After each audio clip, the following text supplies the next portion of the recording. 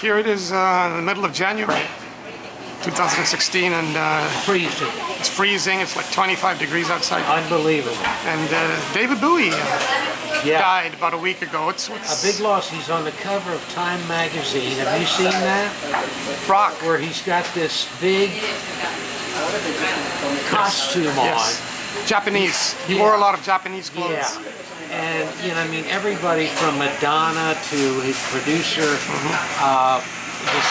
Visconti, and said, you know, that he was really an inspiration. Yeah. Visconti obviously knew that Bowie was sick. Did you know Visconti was from Brooklyn?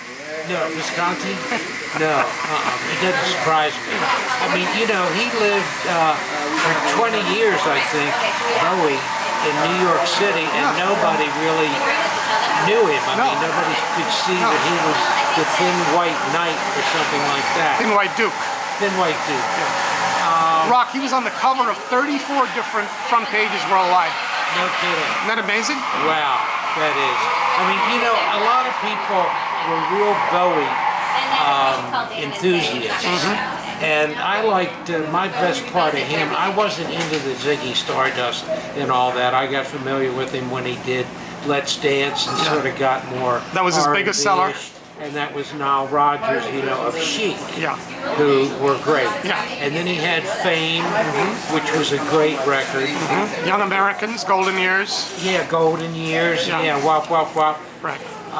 But he was a chameleon, obviously. Yes. People saw him, you know, various costumes and Yeah. stuff like that. But he seemed to just do it. He had his own way. He'd swagger on stage. He got really good musicians to play for Very good just musicians. for one gig or something like that. Yeah. So he was really an innovative kind of individual. I know I heard that a reporter called him a musician, and he said, wait a minute. He said, don't call me a musician. I'm an artist. I do a lot of different things. Well, they've called And music is just one. Some have called him a Renaissance man. Yeah, I think he was. And he had two kids, you know, one by Iman and one by his former wife. Yeah. You know, his son, the first kid, he's 44 already. Yeah, I guess so. That's 6 years from AARP. He was born the same year I was, 47. So we're the same years. He has the same birthday as Elvis Presley. Oh, does he? Oh, that's wild. Yeah. But anyway, I want to read that whole Time article because there's a lot of things that I don't know about him. But he was really, you know, a music legend. Right. Well, for me, Rock, the amazing thing about him was, you know, in 1967, they decriminalized homosexuality in Britain and Wales. 5 years later, he's on BBC on this program called Top of the Pops. Yeah, Top of the Pops. And it had 25% of the population watch the show, in which he's basically in drag. Yeah. And that's 5 years after homosexual. Yes. That is incredible, isn't it? It is incredible. I mean, that was a radical thing to do back then. He was. I mean, you know, he took on this persona of, you know, like the mullet, kind of with the red hair. Great comment on the internet. The only man ever to make a mullet look good. Yes. And also, I noticed in a photo of that, you know, with his red hair dangling down his short on top, is he's got. His eyes are two different colors. Yes, because he had an accident when he was a kid in a fight. Is that right? Yeah, that's the reason for that. Yeah. I didn't know that. Yeah. But, you know, he was always sort of, what do you call that? Diagamous or...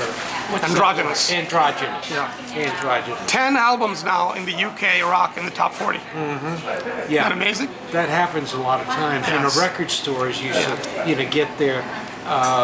you know, every time somebody died, Melody and Cower and all of them, you know, Days of the Past right there. But they used to, you know, do stock up on an artist that died. Right. And, you know, that was, now I guess the internet, I guess, you know, iTunes and Amazon, I don't know what their top songs are, but I'm sure a lot of them are Bowie. Yes. Well, the other interesting thing about that is this album, Black Star, his last album, Yes. which is now #1. He never had a #1 in the U.S. It's a very unconventional. It's not really rock. And it's just fascinating that an album like that, which Yeah. is so unconventional and daring, Yes. that so many people are listening to Yeah. because of his death. Right. Now, would you put him up there with Lennon and Elvis and all these icons that died? Would you put him up there? Yeah, I think I would. I mean, because of his originality, not because of the number of hit records, Yeah. but because of the number of original kind of album concepts. Right. Here's an interesting little piece of trivia about Let's Dance. Tony Musconti was Yeah, Tony contracted to produce it. At the last minute, Bowie called him up and said, I'm going with Nile Rodgers. And they didn't speak for 20 years because of that.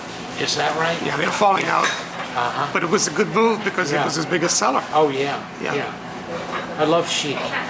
Oh yeah, Chic and Chic was the best. Good Times and what was the other one? The two songs they had. Two of the greatest. What was the other one? Le Freak? Le Freak. Le Freak, yeah. Those two songs Yeah. with the choppy guitar. I mean, Yeah, all the, Yeah, that was very influential. The sign of Chic. yeah. You know, their production was great, and they had really they used strings a lot that were really sharp. Yeah. You know, they could cut with a I knife. think one of them died, right? Yeah, I think it was. Bernard Edwards died. Bernard Edwards. Yeah, Nile Rodgers. Nile Rodgers had prostate cancer. He's recovered from that. Yeah. So were you emotional when you heard the news? No, I was shocked. Yeah. I had not, as like anybody else, Yeah. I didn't, think anything, was wrong. Hadn't heard anything from it. Yeah. But I wasn't one that would sort of, be waiting, anticipating the next David Bowie. Yeah. To me, he was an artist. I appreciate it. I'd read about it. I'd listen to it. But it's not necessarily something that I would buy. But I'm not, denigrating him or anything like Right. that. Yeah, I'll leave it with this. He did Ziggy Stardust in 1973. And 73. well, yeah, he did. It was his farewell concert in London, and it was directed by D.A. Pennebaker, a famous Oh, yeah? documentary The filmmaker. Yeah. Yeah. And just amazing. I think a couple of years after that, Yeah. he was on Soul Train. Yeah.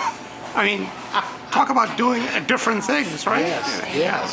Don Cornelius picked a good one right there. Yeah, but to go from They Ziggy had very Stardust, few white artists. very few. Elton John was on there. He did Benny and the Jets. I remember. Yeah. Well, that sort of was a real big hit with the black audience. Yeah, yeah. But to go from Ziggy Stardust to, Young Americans in 3 years, Yeah. that's an incredible leap. Yeah, yeah. And it just showed how versatile he was. Yes, very versatile. All right, thank you, Rock. Okay, Vance.